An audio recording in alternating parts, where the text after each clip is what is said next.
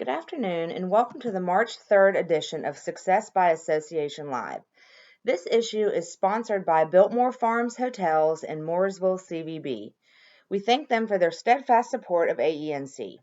Today's article is written by Seth Palmer and is reprinted with permission. The article is titled Pandemic Public Affairs, Lessons and Insights. For almost a year, we have been dealing with a challenge for which none of us were prepared. Only a handful of organizational crisis plans had a global pandemic section, and they were likely just before the section on alien attacks. This has meant that many of us, even in the communications industry, have had to scramble applying existing principles and narratives to an evolving and unknown situation. Phrases like new normal, social distancing, and the 3Ws have become commonplace in our writing, and Zoom meetings and work from home have become our daily lives. As associations, you have been at the tip of the spear addressing the challenges facing tens of thousands of people across our state. They are your members, your friends, our neighbors, and the backbone of our state's economy. Many of them have put themselves directly in harm's way because of their role and duty of service. The responsibility has fallen on you to do your best to serve their needs and represent their issues in the halls of government and on Main Street. And you have accomplished your goals admirably in the light of everything going on, and your members appreciate your efforts. While it's still uncertain when or if the world will return to what it was, some lessons can be immediately applied to your engagement with your members on public affairs, i.e., advocacy topics. Building a permission structure for quote, business as usual. No, this is not intended to apply that your organization should truly return to business as usual, but rather to show a communications presence that shows that things can continue. They will look different from what they did in previous years, but they aren't substantially different. Let's look at an example.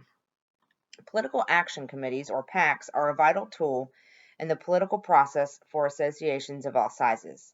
They are a part of an organization's voice by giving its members the chance to collectively contribute to elected officials or candidates who support issues important to the association. But it's understandably challenging to ask members for PAC investments in a time of economic uncertainty. To help communicate the value of your PAC is to help create a permission structure by which members recognize the value of their investment to the overall advocacy efforts of the association. Though the investments may be less, giving members the ability to participate in some way with the organization's efforts.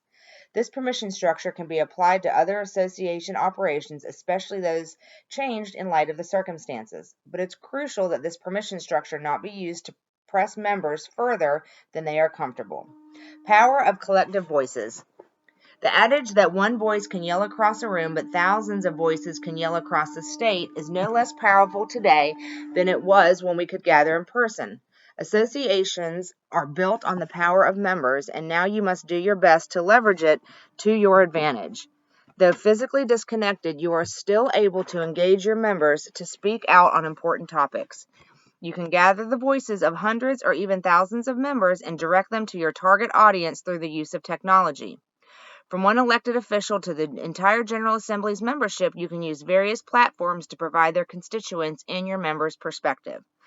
If your members aren't able to take their voices physically to Jones Street, you can help them send them virtually. You can also bring Jones Street to your members virtually as well.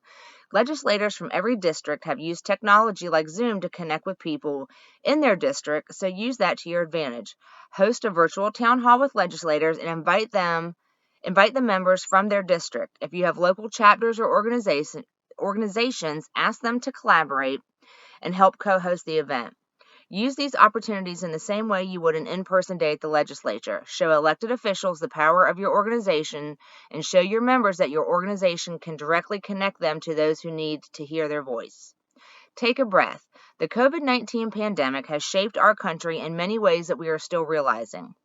So as the guidance from World War II British advertisement told us, keep calm and carry on. These are challenging times, and you must take a moment for calm whenever possible. This is not unique to public affairs, but frankly to life in general. While you may have to respond immediately to a crisis, there is value in not engaging in every issue as soon as you receive it.